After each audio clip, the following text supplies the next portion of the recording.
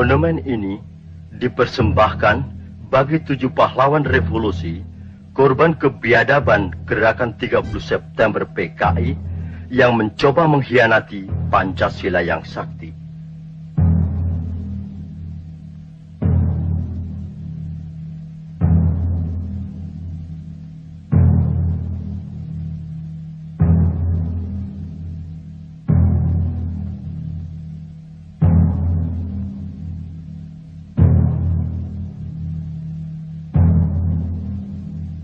Cita-cita perjuangan kami untuk menegakkan kemurnian Pancasila tidak mungkin dipatahkan hanya dengan mengubur kami dalam sumur ini. Lubang Buaya, 1 Oktober 1965.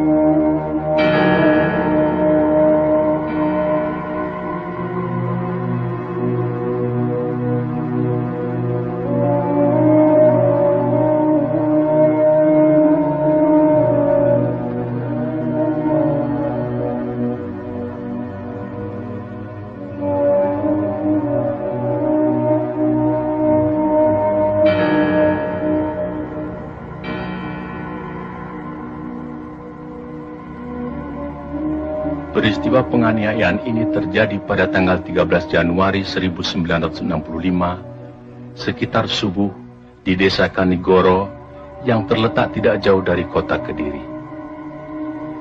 Ribuan orang-orang PKI menyerbu tempat training center pelajar Islam Indonesia.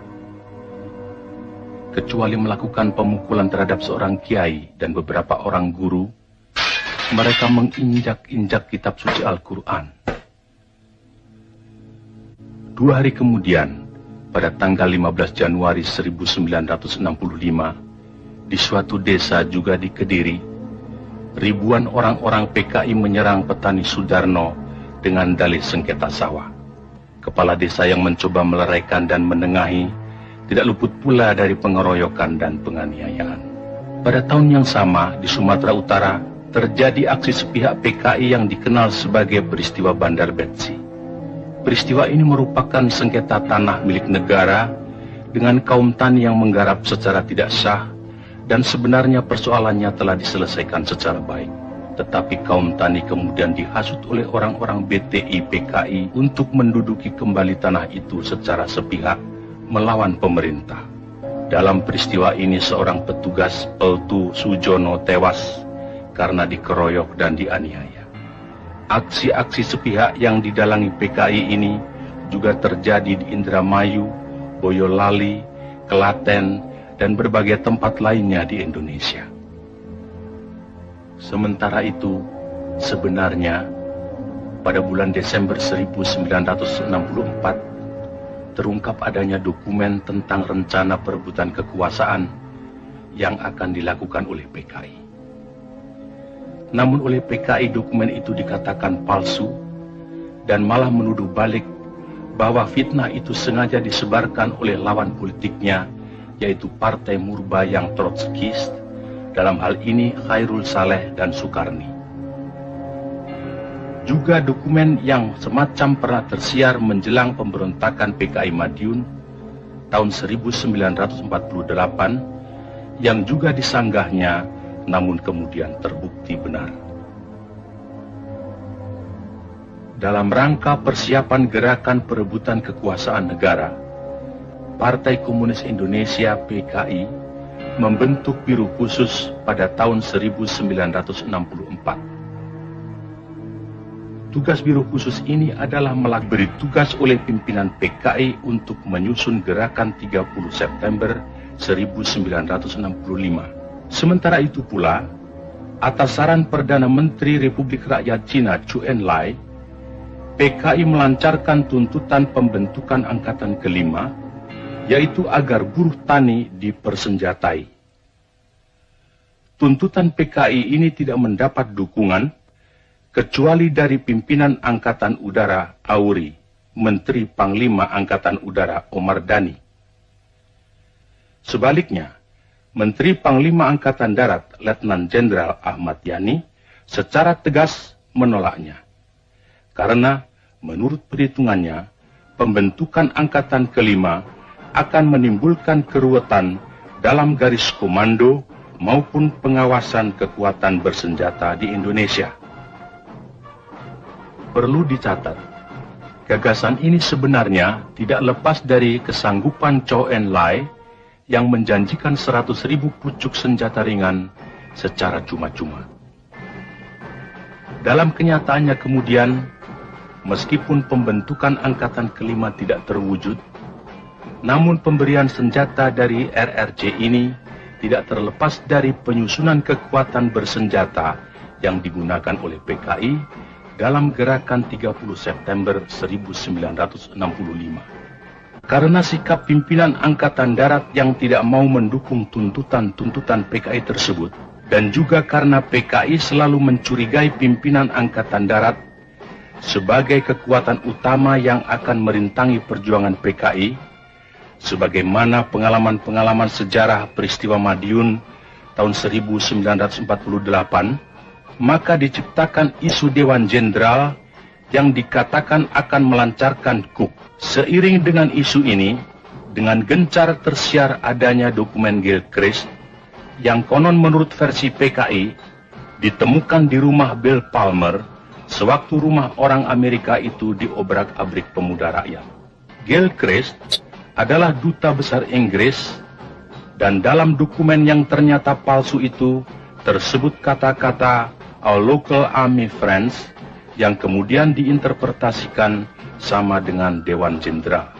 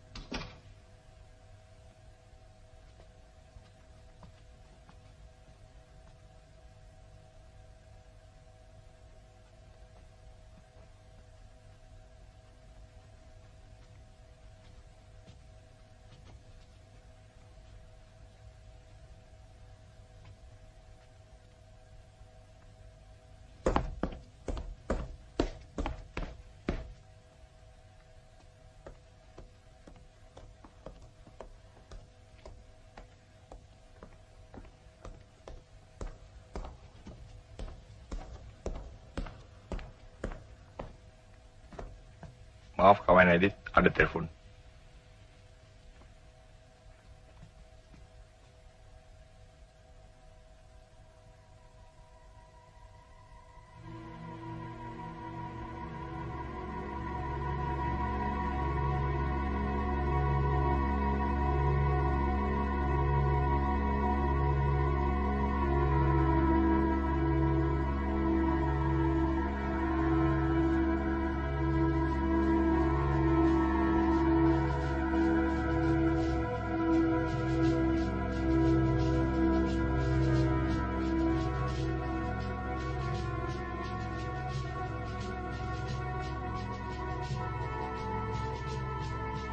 Bagaimana, Profesor Hu?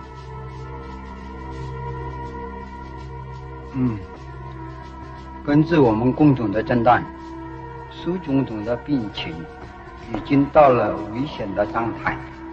当然，这并不是说完全没有复原的希望，只是有两种可能性是对总统的议题极端不利，那就是若不产生瘫痪，便是死亡。Menurut Profesor Hu, keadaan kesehatan Paduka Yang Mulia Bung Karno cukup kritis. Tentu saja bukan berarti tidak ada kemungkinan sembuh. Tapi dua kemungkinan yang terburuk akan bisa menimpa Paduka, yaitu kemungkinan lumpuh atau meninggal.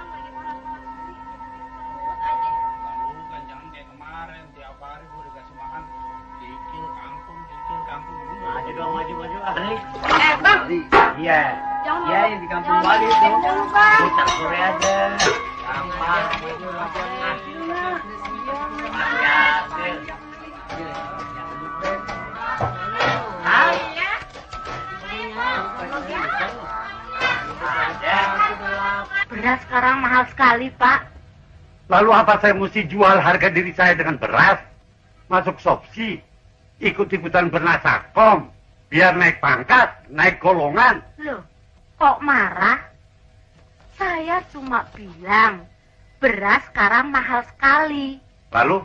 Kalau jatah beras kita terus-menerus dicabut dari kantor, lama-lama kita bisa makan baju. Yang penting halal. Soal beras, soal dunia.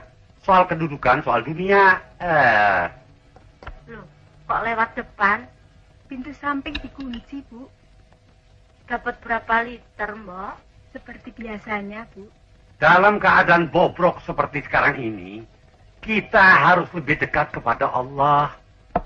Dan jangan biarkan kita hanya mengeluh. Iman justru harus kita perteguh. Jangan mudah terbujuk oleh apapun. Juga jangan takut kepada ancaman komunis, Sopsi, sana semua itu.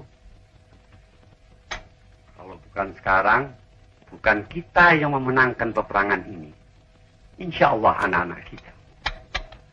Insya Allah anak-anak kita yang akan menegakkan kebenaran di negeri ini. Saya yakin komunis dan kaum materialis akan hancur di mana-mana. Manusia tidak akan mampu selamanya bersombong. Seperti putra Nabi Nuh. Tidak lama lagi Hanif akan jadi orang. insinyur pertanian.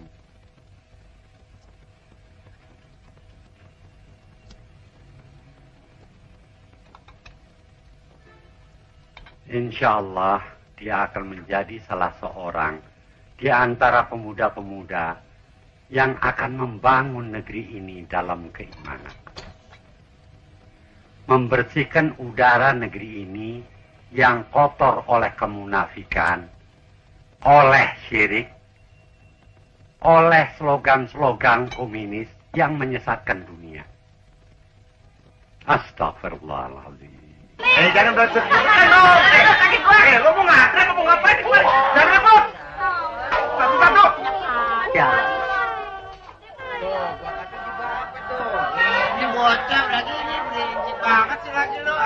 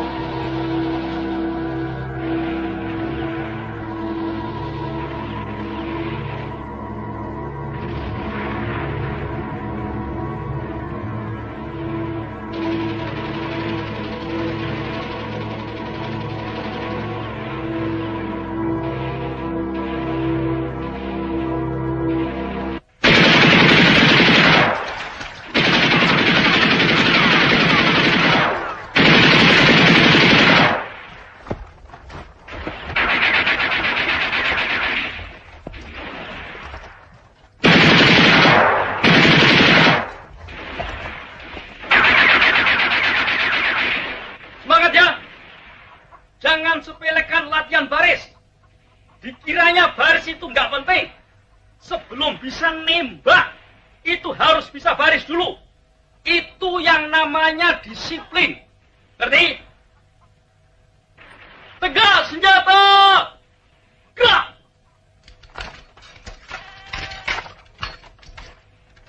Masih juga salah. Ngomong baris saja nggak becus loh. Lah kok mau nggak nyane kolim? Goblok! Jangan ngelamun. Udah senjata! Gerak! Hadap kanan! Gerak!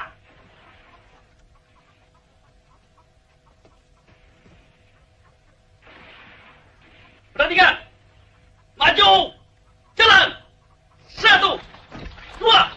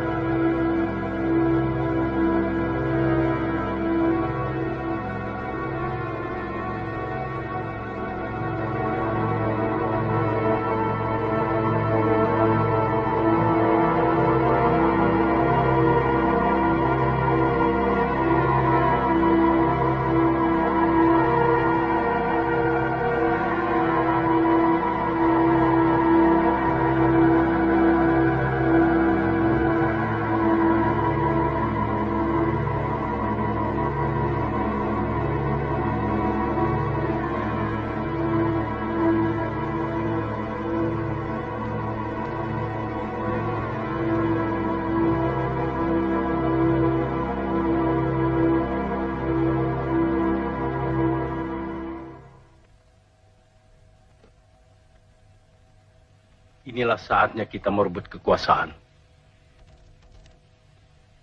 Kita harus lebih cepat. Kita harus mendahului. Jangan didahului.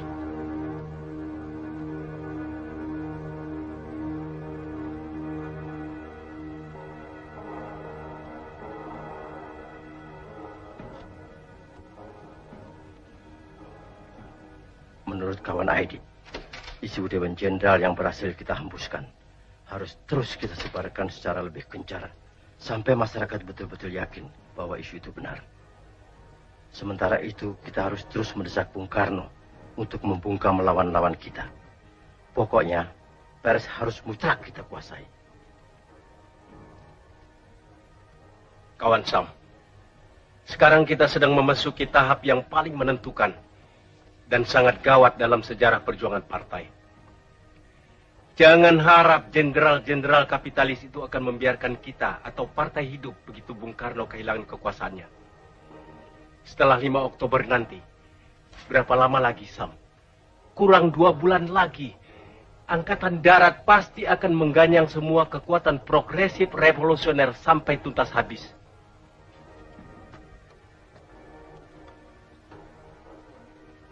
Jadi sekarang betul-betul tinggal masalah waktu. Siapa cepat dapat, siapa tepat selamat. Terus, kita tidak boleh meleset dalam menentukan segala sesuatunya. Kontak seluruh perwira yang berpikiran maju yang mendukung kita. Segeralah menyusun kekuatan, kumpulkan semua anggota biro khusus, baik pusat maupun daerah.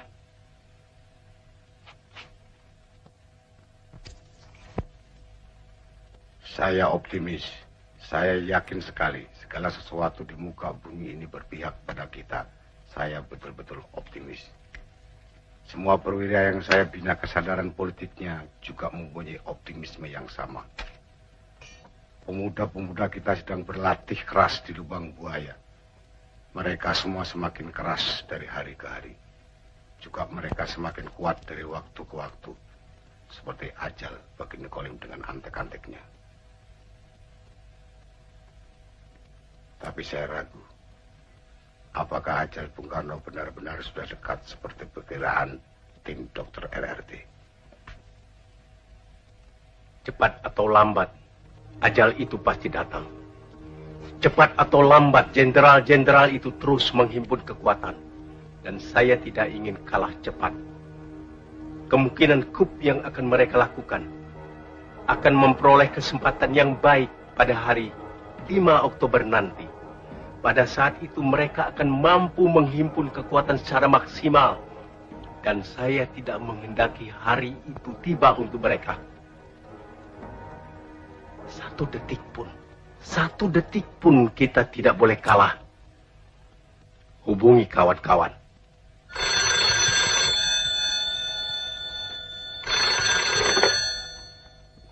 Halo, Untung di sini.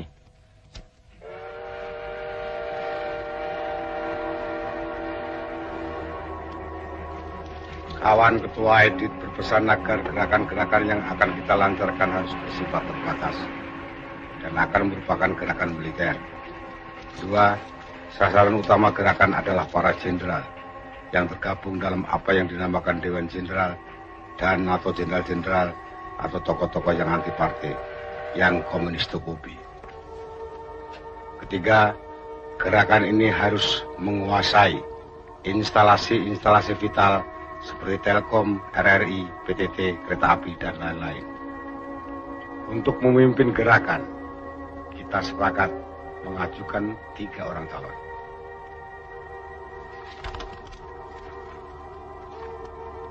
Yang terdiri dari perwira-perwira berpikiran maju, yaitu Letnan Kolonel Untung, Komandan Batalion dari Resimen Cakrawirawa, Kolonel Infanteri Latif, Komandan Brigif 1, Kodam 5 Jaya, dan Mayor Udara Suyono, Komandan Pasukan Pengawal Pangkalan Udara. Ada koreksi? Dan tidur semalam. Tuh mereka bubar.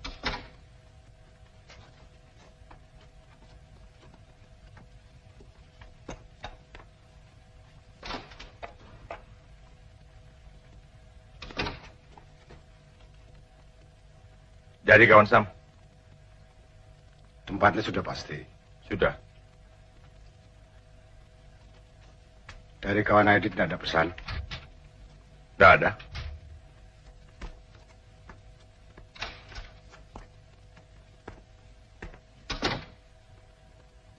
Sudah kawan Sam? Sudah.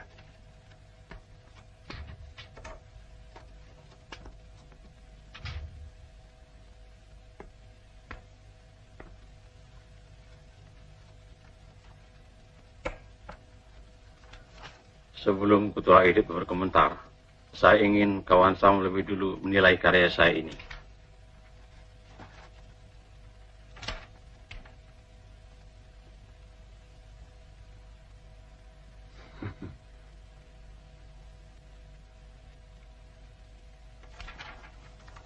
Tapi bagaimanapun semuanya tergantung pada perkembangan kesehatan Bung Karno.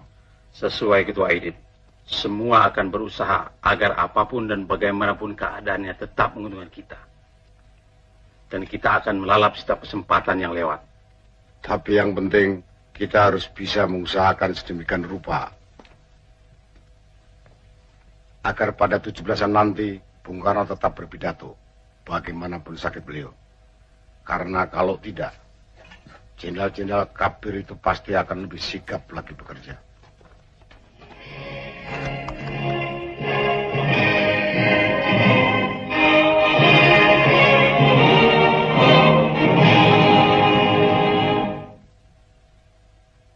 Selanjutnya, Paduka Yang Mulia Presiden, pemimpin besar revolusi, Bung Karno, akan memberikan amanat. Hidup Bung Karno!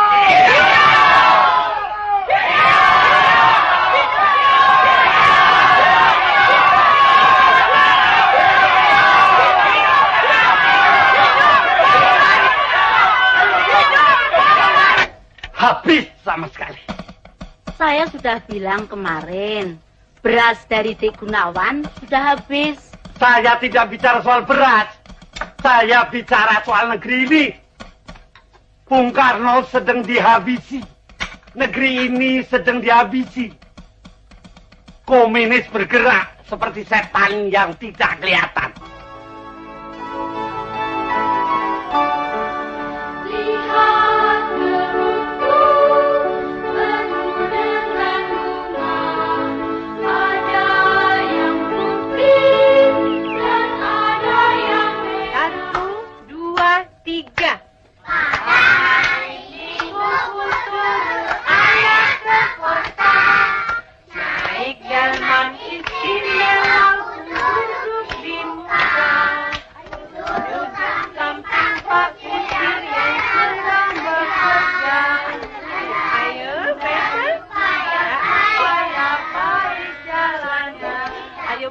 Bercanda-canda ya, ayo nyanyi.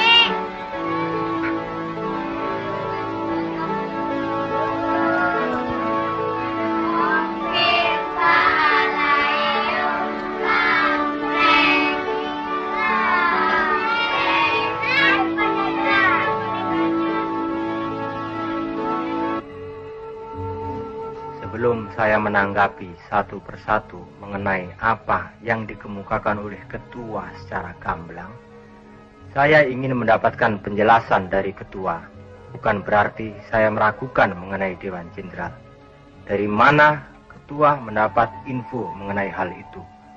Terus terang saya harus mengemukakan kekhawatiran saya demi perjuangan dan masa depan partai. Bukan tidak mungkin isu itu sengaja diciptakan lawan kita sendiri dengan tujuan memancing-mancing kita sehingga kita dipaksa konfrontasi secara terbuka. Sebelum membahas hal lain, saya minta ketua menguraikan isu Dewan Jenderal secara terperinci. Terima kasih.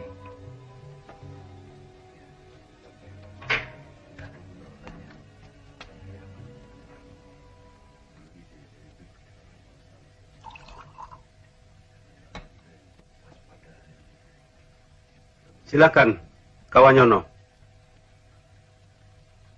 Untuk sementara pertanyaan saya sama seperti yang dikemukakan kawan Sakirman. Kalau begitu barangkali kawan Sanusi masih punya pertanyaan. Silakan. Terima kasih. Untuk menyingkat waktu, saya hanya akan memukakan pertanyaan-pertanyaan pokoknya saja. Pertanyaan pertama, sama dengan pertanyaan kawan Insinyur Sakirman, yaitu mengenai info Dewan Jenderal. Apakah sumbernya dapat dipercaya? Dan yang lebih penting, apakah hal itu sudah dicek kebenarannya? Pertanyaan kedua, apakah hal yang serius serta menyangkut masa depan partai ini sudah pernah dibicarakan dalam rapat Dewan Harian Politbiro? Dan bagaimana pertimbangannya?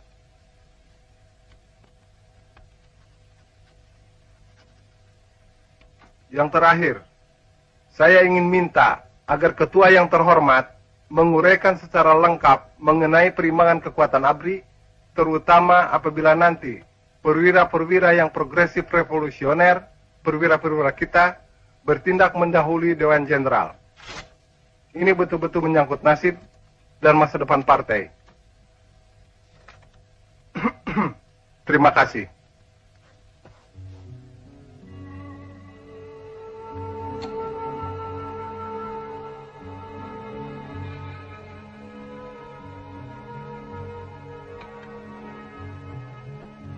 Saya kira saya tidak perlu mengatakan kesetiaan macam bagaimana seharusnya diberikan setiap anggota dalam rangka meyakini serta menjunjung kebesaran partai, keselamatan partai, dan masa depan partai yang adalah di atas segala-galanya.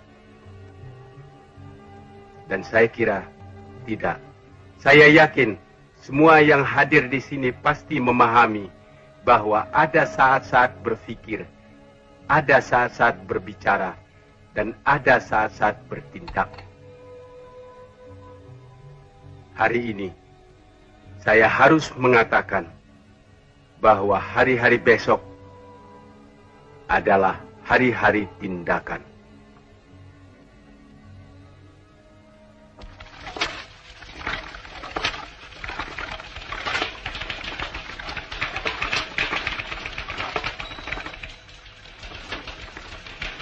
Hari ini harus kelar ya, kalau perlu lembur sampai malam. Baik, Pak.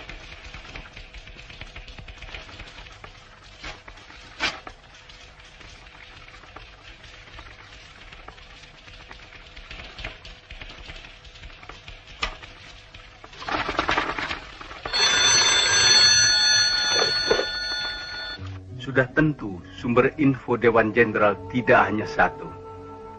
Tapi saya kira Badan Pusat Intelijen BPI harus dapat dipercaya. Sebab kalau tidak berarti kita tidak punya lagi badan yang bisa dipercaya. Laporan mengenai hal ini saya terima dari kepala stafnya, yaitu Brigjen Polisi Sutarto. Pengecekan sudah tentu akan dilakukan langsung kepada kepalanya, yakni Subandrio. Dan dalam rangka tukar-menukar informasi, pihak PNI Alisastro Amijoyo juga sudah saya beritahu. Tapi yang paling penting, saya minta kawan-kawan bisa menahan diri supaya jangan serba ingin tahu. Ini semua demi keadaan darurat kelak bila terjadi sesuatu di luar rencana kita. Tidak semua orang mampu menahan siksaan untuk tetap tutup mulut dan tidak membocorkan nama-nama demi keselamatan partai.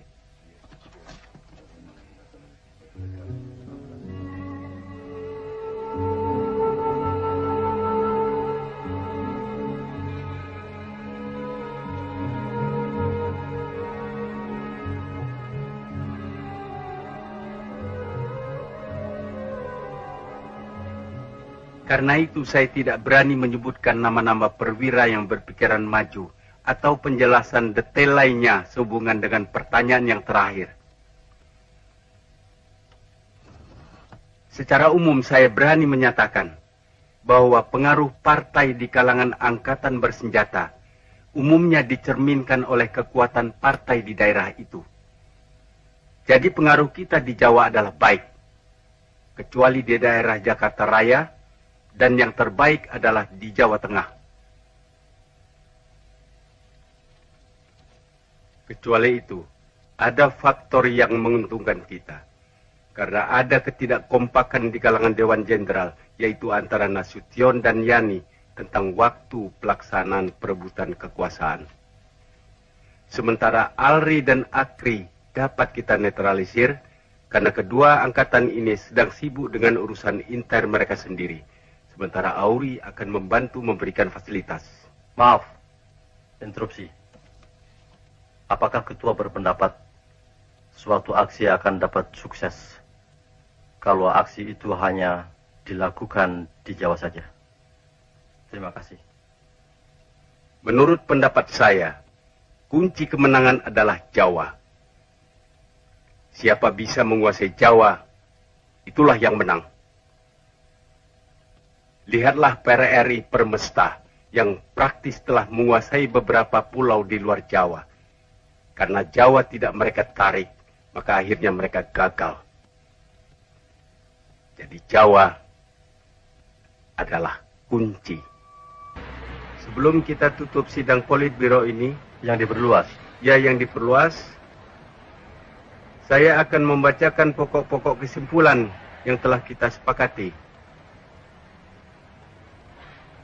Pertama,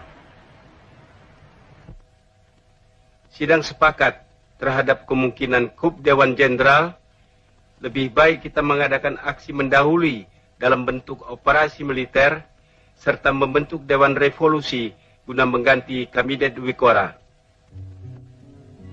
Kedua, menetapkan pembagian kerja sebagai berikut. A. Soal-soal yang berhubungan dengan operasi militer, termasuk penentuan hari H dan jam D-nya, diserahkan kepada ketua.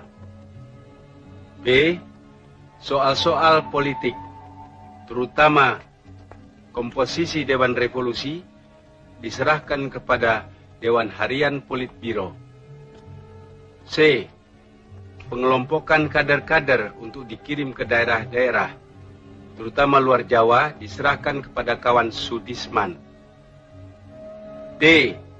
Penentuan tenaga cadangan sebanyak 2.000 orang diserahkan kepada kawan Nyono, termasuk koordinatornya untuk dilatih di Lubang Buaya. Dan semua supaya di pos masing-masing menunggu instruksi lebih lanjut sesuai dengan perkembangan.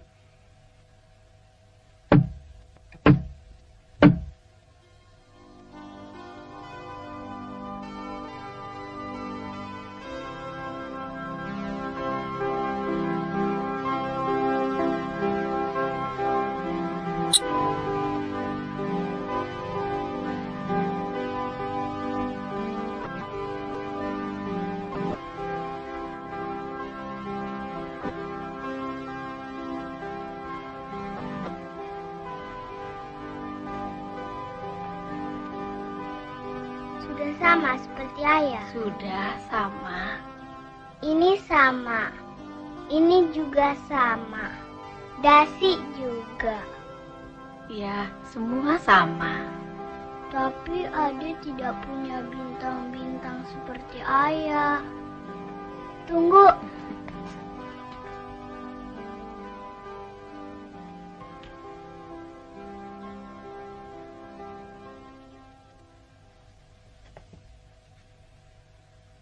Aduh, anak mama bukan main. Sudah, cakep. Tuh, nggak ada. Apanya nggak ada, Via? Ade mau bintang di dada. Oh, mesti berjuang dulu, baru boleh dapat bintang. Tapi boleh Via buatkan besok kalau adek lebih pintar berhitung. Ayah pulang tuh. Ayah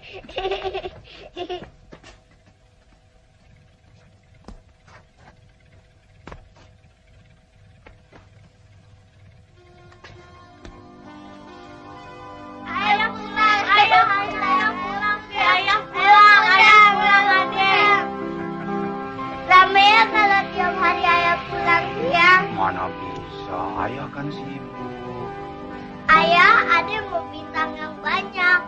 Ade mau seperti ayah. Ya, Yanti ikut belajar menari boleh kan? Latihannya sore kok. Ade juga mau nari, tapi Ade mau bintang dulu. Via bilang besok Via mau bikin bintang buat Ade.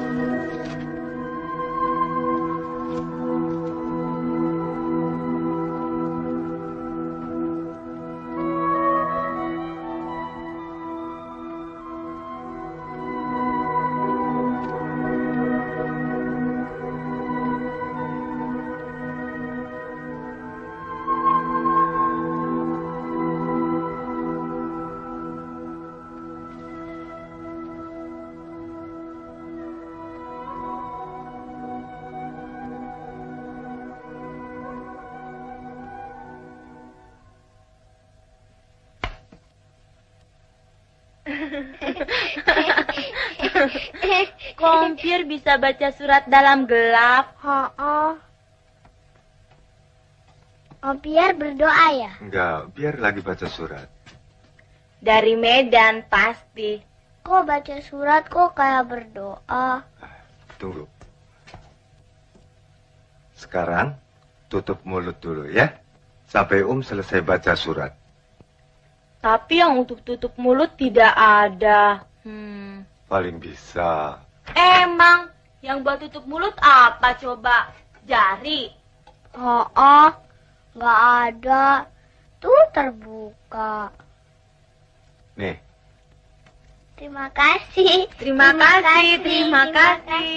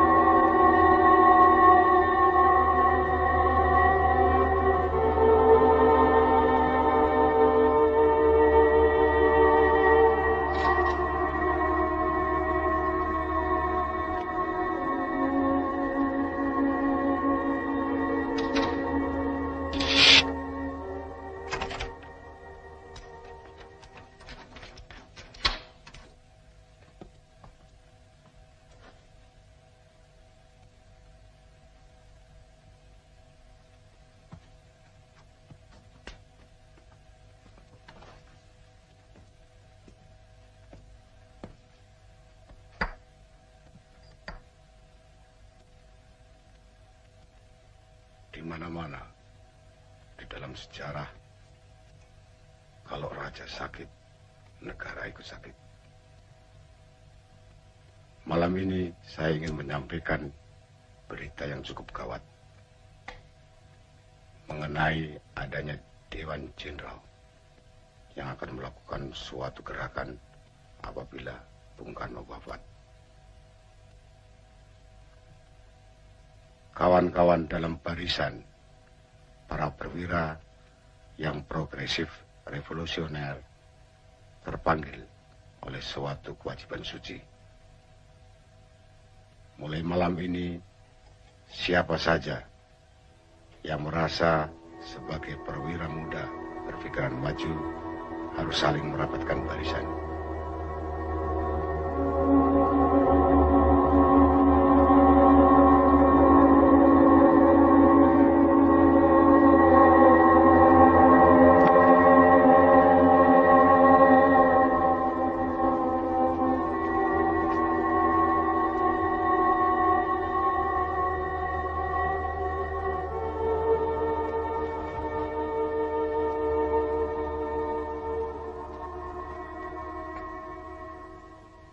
dalam Brigif 1 Kodam 5 Jaya sangat disesalkan.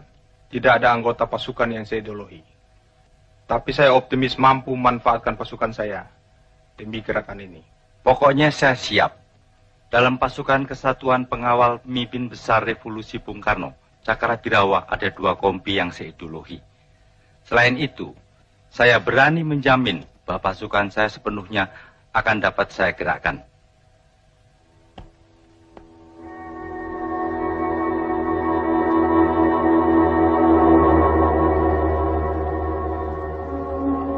Jadi kekuatan militer di Jakarta Raya ada 60.000 orang yang terdiri dari Depat, Kodam, Kodim, Kostrat, dan lain-lain, termasuk RPKAD dan pasukan yang ada di Cijantung.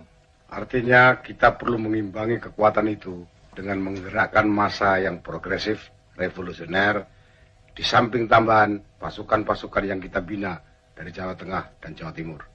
Saya telah mendapat jaminan dari Major Sukirno bahwa pasukannya Batalion A454 akan dapat digunakan. Saya juga optimis mengenai Batalion 530. Lalu, untuk memimpin gerakan militer ini, siapa orangnya?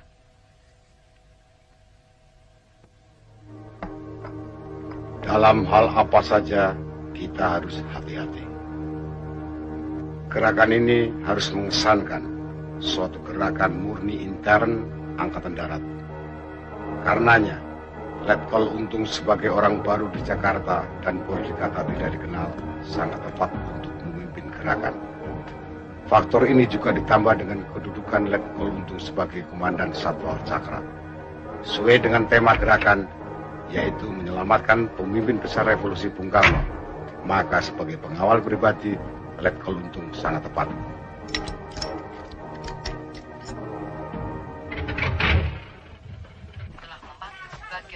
Anggota Kabinet Wikora serta membicarakan khusus dengan Wamperdam 1 Menlu Dr. Subandrio, Wamperdam 3 Khairul Saleh, Menko Hankam Jenderal Nasution, dan Menko Wakil Ketua MPRS DN Aidit.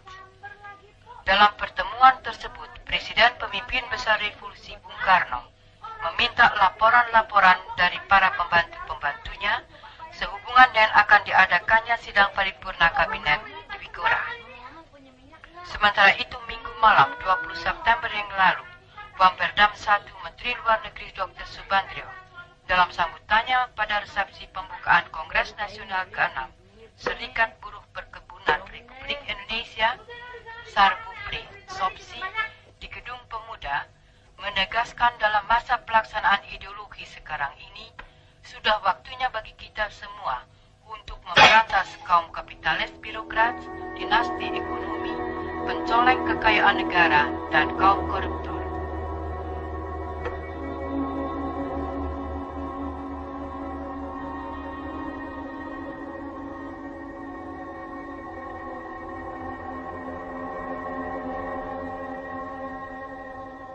Supaya tidak memperluas front, menurut kawan Aidit, sasaran penculikan supaya dibatasi hanya ke 7 jenderal yang sudah disepakati dan tidak menambahkan nama-nama Hatta, Khairul Saleh, dan Sukendro. Jadi jelas sasaran penculikan adalah Jenderal Nasution, Jenderal Yani, Jenderal Suprapto, Jenderal Parman, Jenderal Haryono, Jenderal Penjahitan, serta Jenderal Sutoyo. Saya kira cukup jelas. Sekarang saya persilakan Kolonel Latif untuk menguraikan rencana operasinya dan kawan Letnan Kolonel Untung silakan menanggapinya bila perlu.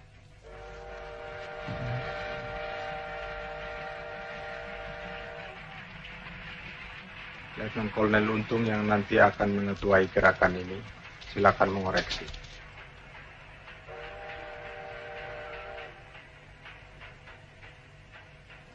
Operasi akan dibagi atas 3 komando, yaitu Komando Penculikan dan Penyergapan, Komando Penguasaan Kota, dan ketiga Komando Pasis.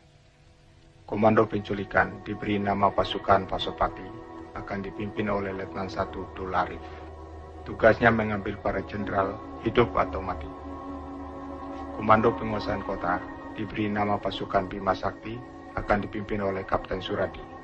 sedangkan Komando Basis akan dipimpin oleh Mayor Udara Gatot Sukrisno, dan pasukan ini dinamakan pasukan Gatot Koco atau Pringgondani. Semua itu di bawah pimpinan Letnan Kolonel Untung, yang akan dibantu oleh sebuah dewan pimpinan terdiri dari Brigjen Suparjo, Letnan Kolonel Heru Atmojo, Kolonel Laut Soekardi, dan Ajun Komisaris Besar Polisi Anwas. Adapun Brigjen Suparjo yang pada saat ini di Kalimantan Barat sebagai Pangubur 4 akan datang tidak lama lagi.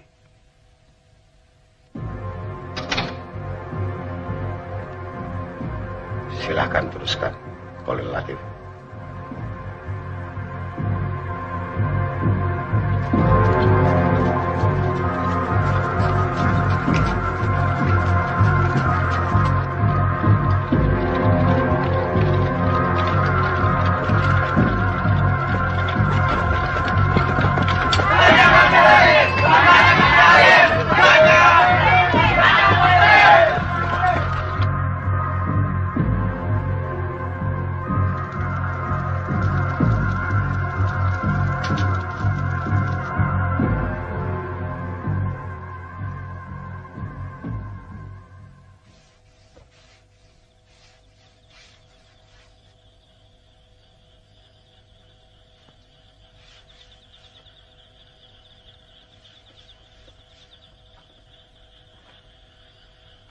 Saya harap segala sesuatunya cukup jelas.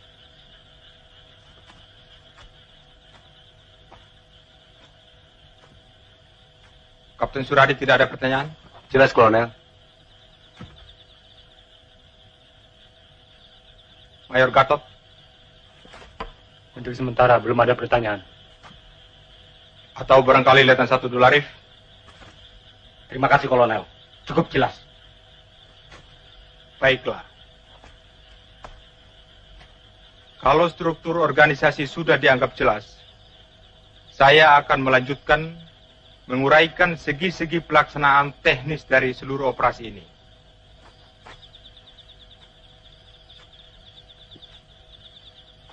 Terutama sekali mengenai tugas utama pasukan Pasopati yang akan dipimpin oleh Letnan 1 Dularif.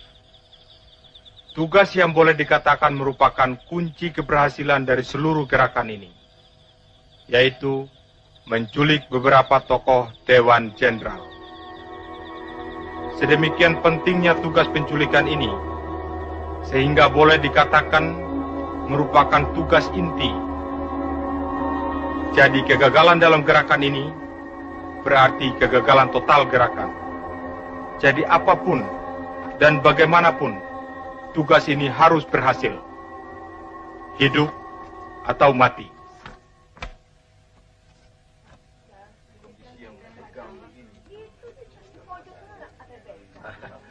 Permisi dulu, Mas. Kawin gantung itu sebetulnya lebih berat daripada kawin betulan. Kalian harus pandai-pandai menahan diri dari segala godaan. Harus pandai-pandai menabung, menyiapkan diri, menyiapkan segala-galanya. Apalagi zaman sekarang, zaman edan. Kalian tidak perlu ikut-ikutan edan.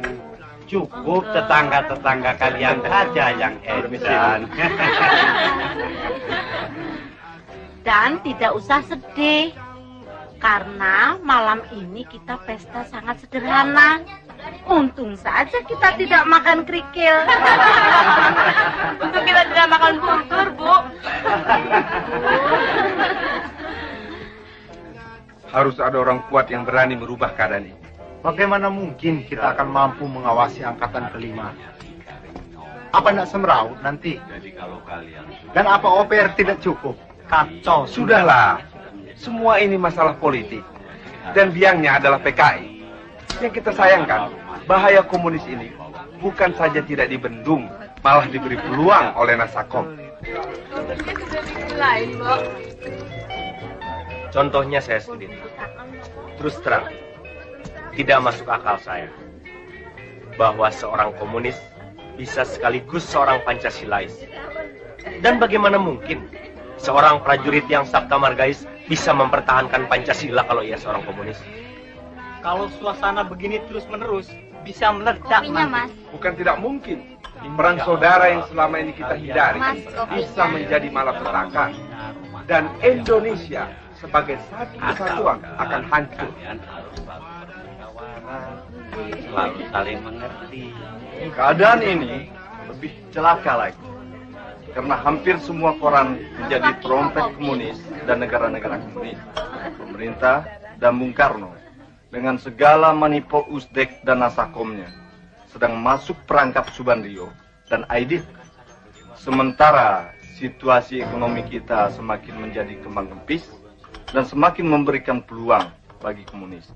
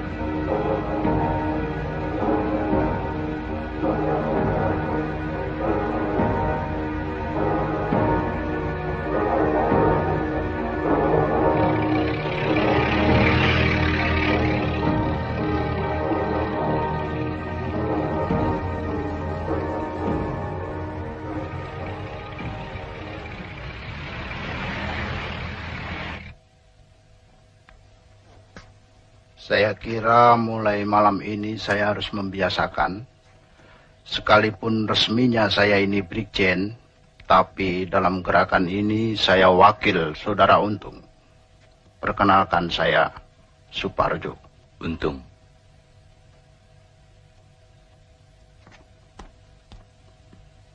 Sukses.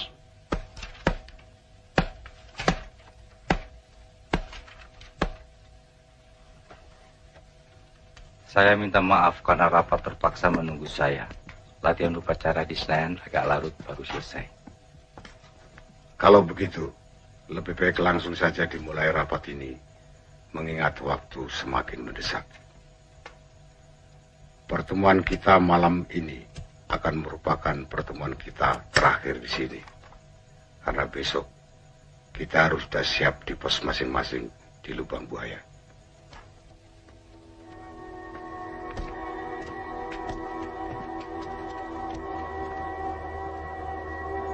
Karena itulah semua kawan sepakat bahwa gerakan kita beri nama Gerakan 30 September.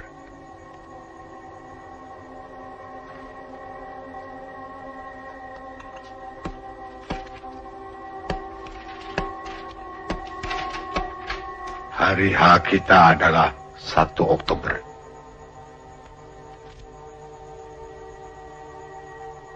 Dan jam D kita jam 4 dini hari.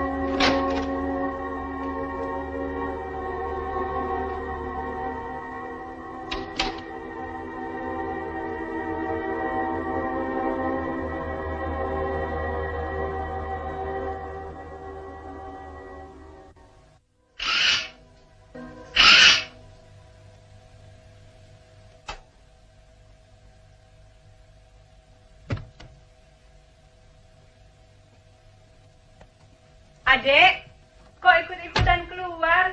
Kan adek flu. Papi. Papi bilang mau kemana? Munastek. Munastek apaan sih, Pap? Musyawarah. Adri, anak kecil tidur. Aduh, pada tidur. Papi. Enda, hati-hati jatuh.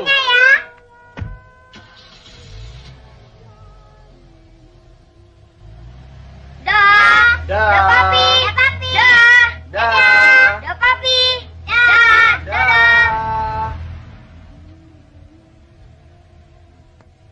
Adek, badannya masih panas kok. Masuk. Adri?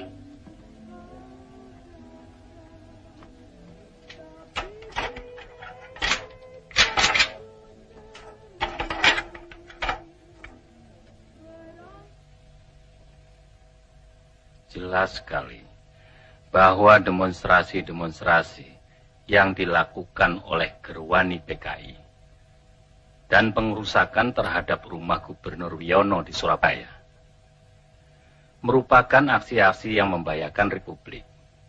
Dilihat secara keseluruhan, maka peristiwa-peristiwa yang terjadi di Jawa Timur dengan berbagai aksi sepihak oleh BTI PKI sudah hampir dapat dipastikan bahwa ada suatu gerakan yang sistematis sedang berjalan. Untuk semuanya ini, kami merasa perlu menghadapkan langsung Mayor Sugianto sendiri selaku saksi utama dalam peristiwa tanggal 27 September yang baru lalu.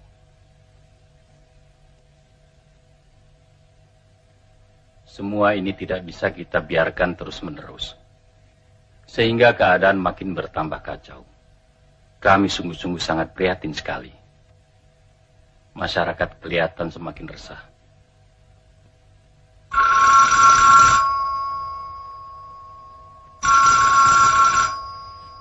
Besok secepatnya kita melaporkan semuanya itu kepada Presiden. Kita menghadap bersama-sama.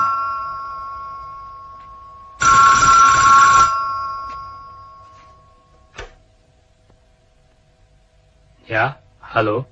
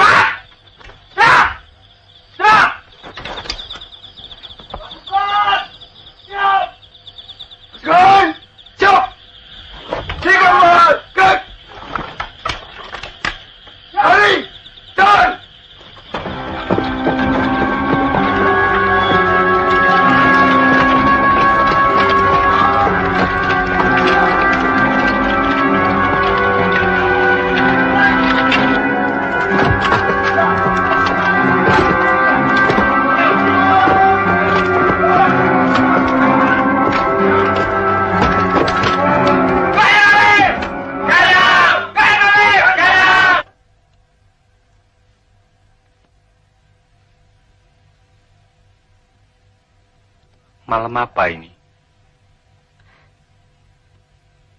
Malam Jumat. Jumat apa? Jumat Legi. Kenapa?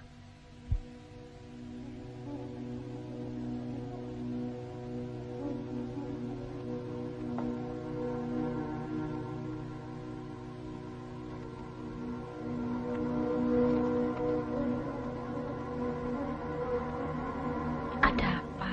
Enggak, lebih baik kita tidur.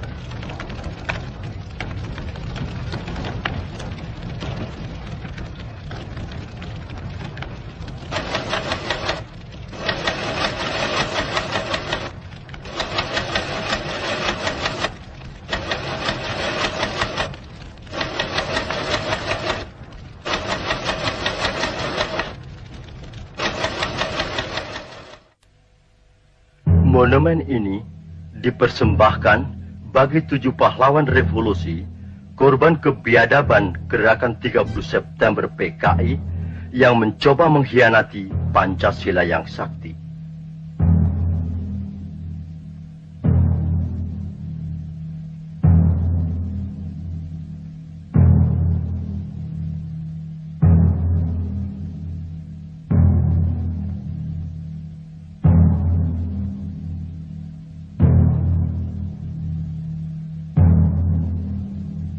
Cita-cita perjuangan kami untuk menegakkan kemurnian Pancasila tidak mungkin dipatahkan hanya dengan mengubur kami dalam sumur ini. Lubang Buaya, 1 Oktober 1965.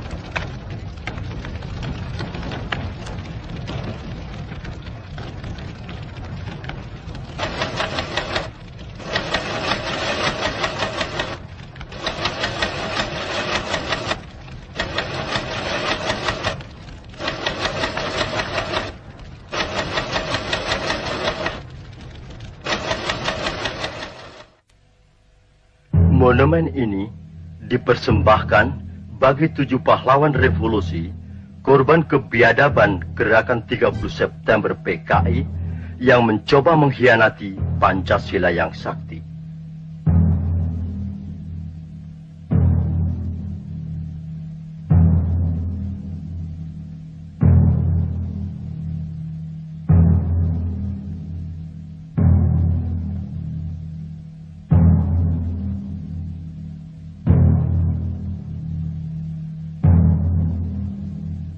Cita-cita perjuangan kami untuk menegakkan kemurnian Pancasila tidak mungkin dipatahkan hanya dengan mengubur kami dalam sumur ini.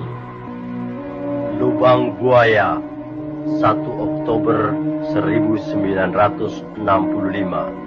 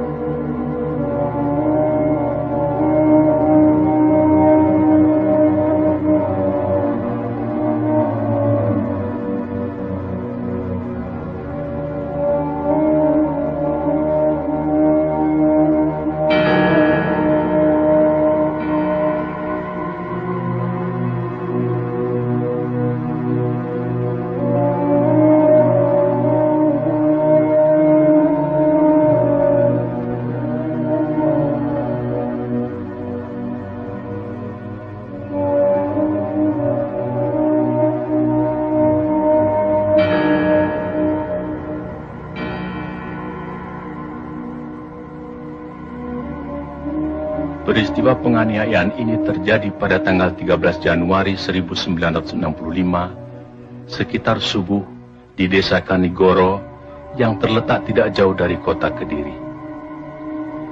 Ribuan orang-orang PKI menyerbu tempat training center pelajar Islam Indonesia. Kecuali melakukan pemukulan terhadap seorang kiai dan beberapa orang guru, mereka menginjak-injak kitab suci Al-Quran. 2 hari kemudian, pada tanggal 15 Januari 1965, di suatu desa juga di Kediri, ribuan orang-orang PKI menyerang petani Sudarno dengan dalih sengketa sawah. Kepala desa yang mencoba meleraikan dan menengahi tidak luput pula dari pengeroyokan dan penganiayaan. Pada tahun yang sama, di Sumatera Utara, terjadi aksi sepihak PKI yang dikenal sebagai peristiwa Bandar Betsi. Peristiwa ini merupakan sengketa tanah milik negara dengan kaum tani yang menggarap secara tidak sah, dan sebenarnya persoalannya telah diselesaikan secara baik. Tetapi kaum tani kemudian dihasut oleh orang-orang BTI PKI untuk menduduki kembali tanah itu secara sepihak melawan pemerintah. Dalam peristiwa ini seorang petugas Peltu Sujono tewas karena dikeroyok dan dianiaya. Aksi-aksi sepihak yang didalangi PKI ini juga terjadi di Indramayu, Boyolali, Klaten, dan berbagai tempat lainnya di Indonesia. Sementara itu, sebenarnya pada bulan Desember 1964, terungkap adanya dokumen tentang rencana perebutan kekuasaan yang akan dilakukan oleh PKI. Namun oleh PKI dokumen itu dikatakan palsu dan malah menuduh balik bahwa fitnah itu sengaja disebarkan oleh lawan politiknya, yaitu Partai Murba yang Trotskist, dalam hal ini Khairul Saleh dan Sukarni. Juga dokumen yang semacam pernah tersiar menjelang pemberontakan PKI Madiun tahun 1948 yang juga disanggahnya namun kemudian terbukti benar. Dalam rangka persiapan gerakan perebutan kekuasaan negara, Partai Komunis Indonesia PKI membentuk Biro Khusus pada tahun 1964. Tugas Biro Khusus ini adalah beri tugas oleh pimpinan PKI untuk menyusun gerakan 30 September 1965 Sementara itu pula, atas saran Perdana Menteri Republik Rakyat Cina Zhou Enlai, PKI melancarkan tuntutan pembentukan angkatan kelima, yaitu agar buruh tani dipersenjatai. Tuntutan PKI ini tidak mendapat dukungan, kecuali dari pimpinan Angkatan Udara Auri, Menteri Panglima Angkatan Udara Omar Dhani. Sebaliknya, Menteri Panglima Angkatan Darat Letnan Jenderal Ahmad Yani secara tegas menolaknya. Karena menurut perhitungannya, pembentukan angkatan kelima akan menimbulkan keruwetan dalam garis komando maupun pengawasan kekuatan bersenjata di Indonesia. Perlu dicatat, gagasan ini sebenarnya tidak lepas dari kesanggupan Zhou Enlai yang menjanjikan 100.000 pucuk senjata ringan secara cuma-cuma. Dalam kenyataannya kemudian, meskipun pembentukan angkatan kelima tidak terwujud, namun pemberian senjata dari RRC ini tidak terlepas dari penyusunan kekuatan bersenjata yang digunakan oleh PKI dalam gerakan 30 September 1965. Karena sikap pimpinan Angkatan Darat yang tidak mau mendukung tuntutan-tuntutan PKI tersebut, dan juga karena PKI selalu mencurigai pimpinan Angkatan Darat sebagai kekuatan utama yang akan merintangi perjuangan PKI, sebagaimana pengalaman-pengalaman sejarah peristiwa Madiun tahun 1948, maka diciptakan isu Dewan Jenderal yang dikatakan akan melancarkan coup. Seiring dengan isu ini, dengan gencar tersiar adanya dokumen Gilchrist yang konon menurut versi PKI ditemukan di rumah Bill Palmer sewaktu rumah orang Amerika itu diobrak-abrik pemuda rakyat. Gilchrist adalah duta besar Inggris, dan dalam dokumen yang ternyata palsu itu tersebut kata-kata "Our local army friends" yang kemudian diinterpretasikan sama dengan Dewan Jenderal.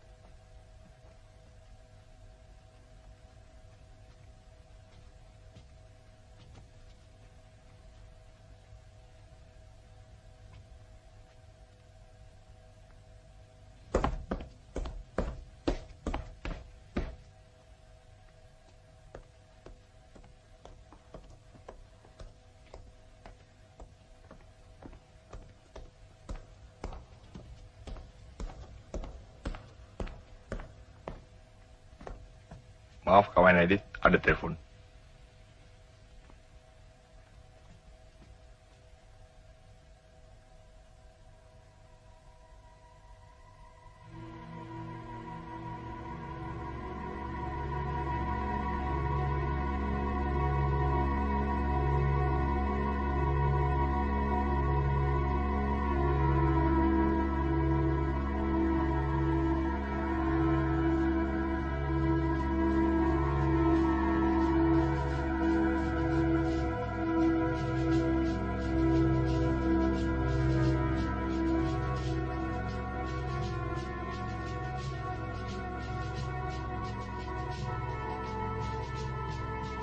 Bagaimana, Profesor Hu?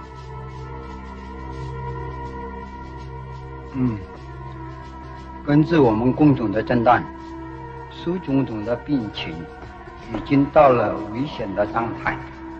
当然，这并不是说完全没有复原的希望，只是有2种可能性是对总统的议题极端不利，那就是若不产生瘫痪嘛，便是死亡。 Menurut Profesor Hu, keadaan kesehatan Paduka Yang Mulia Bung Karno cukup kritis. Tentu saja bukan berarti tidak ada kemungkinan sembuh.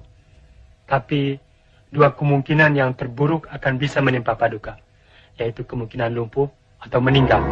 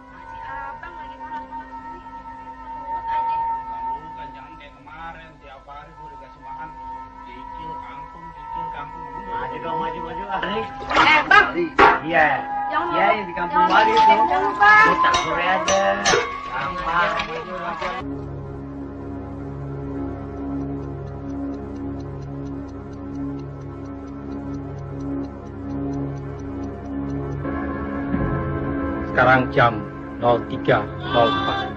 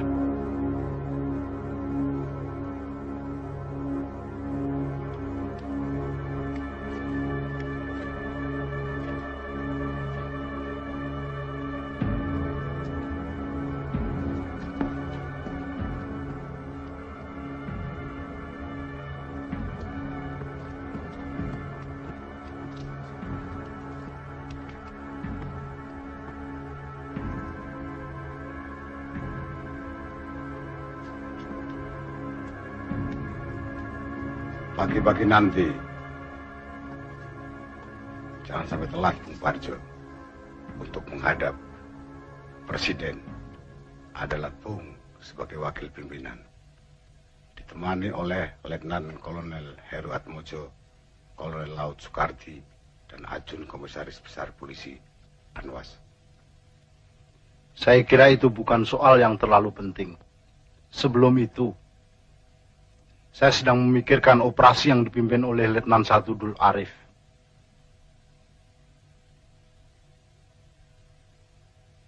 Jangan risau, malam ini sejarah sedang bergerak.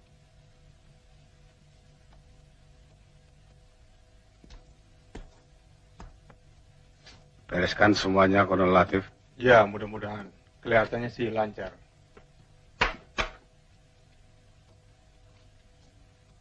Saya harap Jakarta malam ini pulas tidurnya.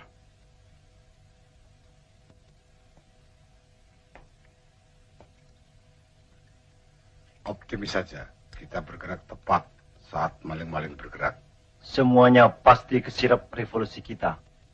Kabir-kabir itu pasti sedang nyenyak dalam mimpi borjuasinya.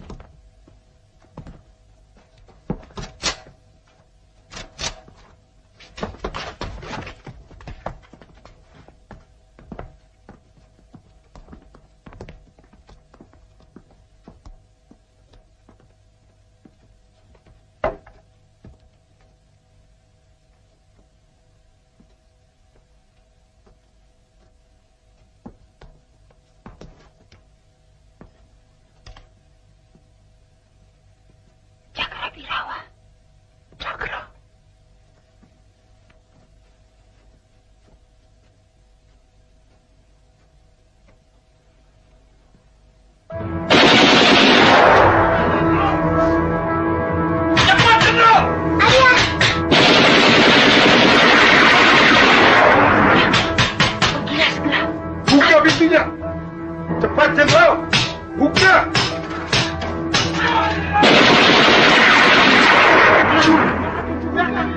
Cepat. Anakku. Jangan buang tempo. Ayo kamu lari. Ayo. Mardia. Pegangin adik. Adik.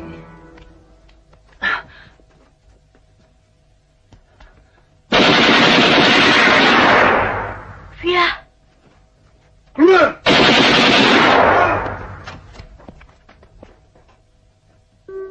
Adik kena.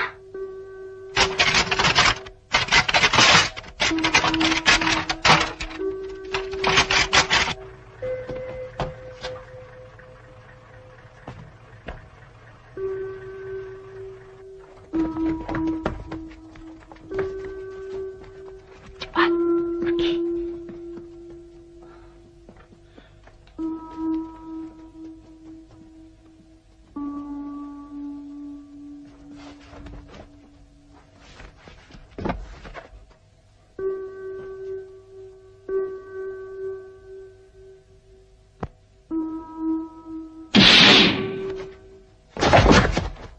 Om Pierre. Kalian tunggu saja di sini.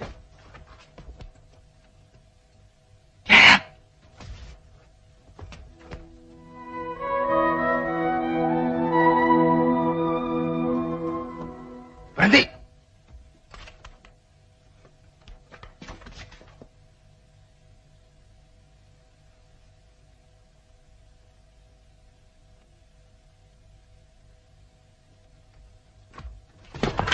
Jangan bergerak. Letakkan senjata. Mana Nasution? Saya Nasution.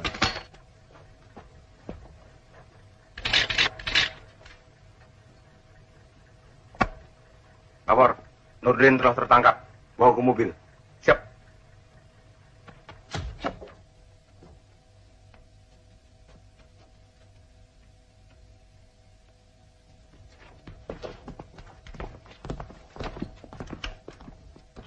Jangan bergerak.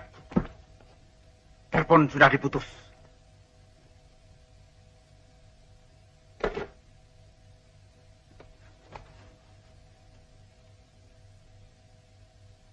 Mana Nasution?